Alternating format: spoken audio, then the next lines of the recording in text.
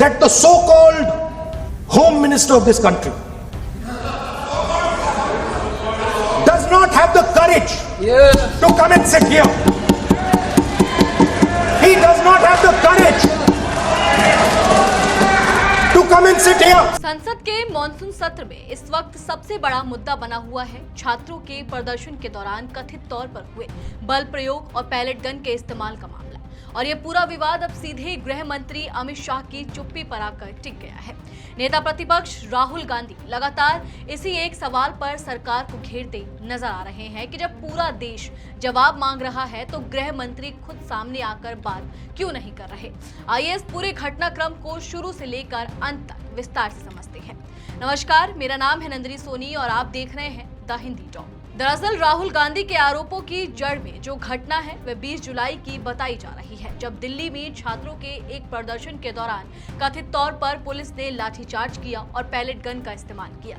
इसी घटना को आधार बनाकर विपक्ष अब लगातार सरकार पर हमलावर है और मांग कर रहा है कि इस पूरे मामले में गृह मंत्रालय की भूमिका साफ कर दी जाए। गुरुवार 30 जुलाई को संसद भवन परिसर में विपक्षी दलों के सांसदों ने एकजुट होकर जोरदार विरोध प्रदर्शन किया। सांसदों ने हाथ में तख्तियां लेकर नारेबाजी की और पूरे परिसर में बार बार मोदी शाह सदन में आओ के नारे गूंजते रहे। विपक्ष की एक ही मांग थी, जब छात्रों पर बल प्रयोग जैसे इतने संवेदनशील मुद्दे पर पूरा देश जवाब मांग रहा है तो प्रधानमंत्री नरेंद्र मोदी और गृह मंत्री अमित शाह खुद सदन में आकर सफाई क्यों नहीं देते। राहुल गांधी ने इस मुद्दे पर एक के बाद एक कई तीखे सवाल उठाए हैं। सबसे पहले उन्होंने सोशल मीडिया प्लेटफॉर्म एक्स पर पोस्ट करते हुए तर्क दिया कि चूंकि दिल्ली पुलिस गृह मंत्रालय के अधीन आती है, इसीलिए छात्रों पर हुई कार्रवाई की नैतिक और प्रशासनिक जवाबदेही सीधे गृह मंत्री की बनती है। इसके बाद संसद में पेपर लीक के खिलाफ बहस के दौरान उन्होंने अपने भाषण में और आगे बढ़कर कहा कि 20 जुलाई को हुए लाठीचार्ज और पैलेट गन के इस्तेमाल का आदेश खुद गृह मंत्री ने दिया था। उन्होंने ये भी कहा कि गृह मंत्री ने छात्रों के खून में छर्रे उतार दिए और भारत के छात्रों पर गोली चलाने का आदेश दिया। राहुल गांधी ने अपनी बात को आगे बढ़ाते हुए एक बेहद दिलचस्प तर्क भी रखा। उनका कहना था कि इस मामले में सिर्फ दो ही स्थितियां हो सकती हैं, या तो गृह मंत्री ने खुद गोली चलाने का आदेश दिया था या फिर उन्हें पता ही नहीं था कि पुलिस गोली चलाने वाली है। और अगर दूसरी बात सच है तो यह सीधे सीधे गृह मंत्री की कार्यकुशलता और प्रशासनिक पकड़ पर भी सवाल खड़ा करता है। इतना ही नहीं, राहुल गांधी ने एक अलग वीडियो भी जारी किया जिसमें उन्होंने मांग की कि छात्रों के खिलाफ हुए कथित क्रूरता की जांच के लिए सुप्रीम कोर्ट की निगरानी में एक स्वतंत्र उच्च अधिकार प्राप्त समिति का गठन किया जाना चाहिए ताकि पूरे मामले की निष्पक्ष जांच हो सके। गुरुवार को राज्यसभा में कार्रवाई शुरू होते ही विपक्ष ने इस मुद्दे को प्रमुखता से उठाया और गृह मंत्री की अनुपस्थिति पर सीधा सवाल खड़ा किया। And I am very happy today to see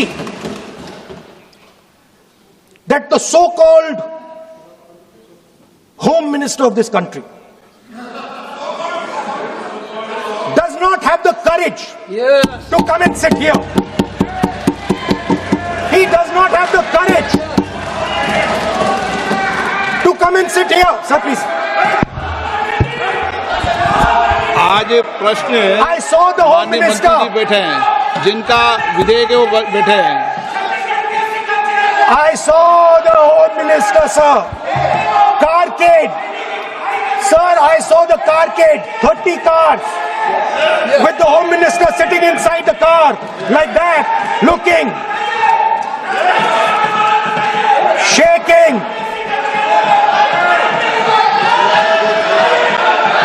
What is this, sir? Speaker, sir. Why is the Home Minister not here today? The Home Minister is not here today because he's not here today because he is scared.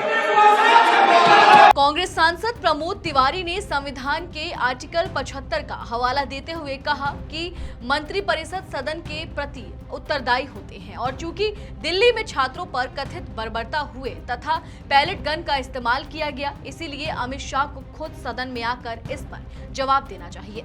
वहीं कांग्रेस महासचिव केसी वेणुगोपाल ने और तीखे हमले दागे। उन्होंने पूछा कि दिल्ली में पुलिस कार्रवाई का आदेश आखिर किसने दिया, छात्रों पर गोली चलाने का आदेश किसने दिया, और कहा कि विपक्ष को भारत के गृह मंत्री से सीधा जवाब चाहिए। वेणुगोपाल ने यह भी आरोप लगाया कि गृह मंत्री संसद से बचते नजर आ रहे हैं और नेता विपक्ष को भी सदन में ठीक से बोलने नहीं दिया जा रहा है। विपक्ष के इस लगातार हंगामे और सदन के बीचों बीच वेल में आकर नारेबाजी करने की वजह से सभापति को राज्यसभा की कार्रवाई पहले दोपहर तक और फिर दूसरे दिन के लिए स्थगित करनी पड़ी। इसी बीच हंगामे के बावजूद सरकार ने कुछ जनहित से जुड़े विधेयक पटल पर रखे, जिन पर संक्षिप्त चर्चा हुई, जिसमें प्रतियोगी परीक्षाओं में धांधली रोकने से जुड़ा संशोधन विधेयक भी शामिल था, जिस पर सदन में तीखी बहस देखने को मिली। राहुल गांधी के बाद अब कॉकरोच जनता पार्टी यानी कि सीजेपी ने भी इसी मुद्दे पर सीधा गृह मंत्री को घेरा है। पार्टी के मुख्य प्रवक्ता सौरभ दास ने राहुल गांधी के भाषण का वीडियो सोशल मीडिया पर शेयर करते हुए कहा कि 20 जुलाई को हुए पुलिस कार्रवाई में गृह मंत्री की भूमिका पूरी तरह स्पष्ट होनी चाहिए। उन्होंने एक्स पर लिखा कि गृह मंत्री को जवाबदेह ठहराया जाना चाहिए और हर जीवन कीमती है। सौरभ दास ने अपने पोस्ट में एक और गंभीर दावा किया। उनके मुताबिक पैलेट गन के इस्तेमाल की वजह से एक छात्र की आंखों की रोशनी हमेशा के लिए चली गई है। उन्होंने सवाल किया कि अगर वाकई गृह मंत्री के आदेश पर यह कार्रवाई हुई तो अब उन्हें इसका जवाब देना ही होगा। दूसरी तरफ सरकार ने इन तमाम आरोपों को सिरे से खारिज कर दिया है। जैसे ही राहुल गांधी ने लोकसभा में ये आरोप लगाए, सत्ता पक्ष की तरफ से तुरंत भारी हंगामा शुरू हो गया। संसदीय कार्य मंत्री किरेन रिजिजू ने तत्काल आपत्ति जताते हुए पूछा कि आखिर किस आधार पर यह दावा किया जा रहा है कि गृह मंत्री ने गोली चलाने का आदेश दिया और उनसे यह कथित आदेश दिखाने की मांग की। रिजिजू ने इसे पूरी तरह गैर जिम्मेदाराना बयान करार देते हुए राहुल गांधी से माफी मांगने और अपना बयान वापस लेने को कहा। इस दौरान लोकसभा स्पीकर ओम बिरला ने भी सदन के नियमों का हवाला देते हुए स्पष्ट किया कि बिना पूर्व सूचना और ठोस सबूत के संसद में किसी पर आरोप नहीं लगाए जा सकते। वहीं भाजपा सांसदों ने भी दावा किया कि पुलिस द्वारा ना तो कोई गोली चलाई गई और ना ही पैलेट गन का इस्तेमाल हुआ, और आरोप लगाया कि विपक्ष बिना तथ्यों के झूठे आरोप लगाकर देश को भ्रमित करने की कोशिश कर रहा है। इस पूरे विवाद को समझने के लिए एक बात ध्यान रखना जरूरी है, यह सिर्फ एक पुलिस कार्रवाई का मामला नहीं रह गया, बल्कि अब सीधे केंद्र सरकार की जवाबदेही और गृह मंत्रालय की भूमिका पर सवाल बन गया है। विपक्ष का पूरा फोकस इस बात पर है कि जब तक गृह मंत्री खुद सामने आकर जवाब नहीं देते, तब तक यह मुद्दा शांत नहीं होगा। यही वजह है कि संसद के भीतर और बाहर दोनों जगह ये मामला लगातार तूल पकड़ता जा रहा है। एक जिम्मेदार पाठक के तौर पर यह भी समझना बेहद जरूरी है कि अभी तक यह पूरा मामला सिर्फ आरोप और जवाबी बयानबाजी के दौर में ही है। यह अभी किसी अदालत या स्वतंत्र जांच एजेंसी से साबित नहीं हुआ है कि लाठीचार्ज या पैलेट गन के इस्तेमाल का आदेश किसने दिया, और न ही सरकार ने इस पर अब तक कोई विस्तृत आधिकारिक बयान जारी किया है। दोनों तरफ से सिर्फ दावे और पलटवार सामने आ रही है। असली और पूरी तस्वीर तभी साफ हो पाएगी जब तक कोई ठोस जांच रिपोर्ट, वीडियो सबूत या आधिकारिक स्पष्टीकरण सामने आएगा। चलिए फिलहाल इस वीडियो में इतना ही। आप इस पूरी खबर को लेकर क्या कुछ सोचते हैं, कमेंट सेक्शन में हमें अपनी राय जरूर दें। और अगर अभी तक आपने हमारे चैनल को सब्सक्राइब नहीं किया है तो तुरंत करें।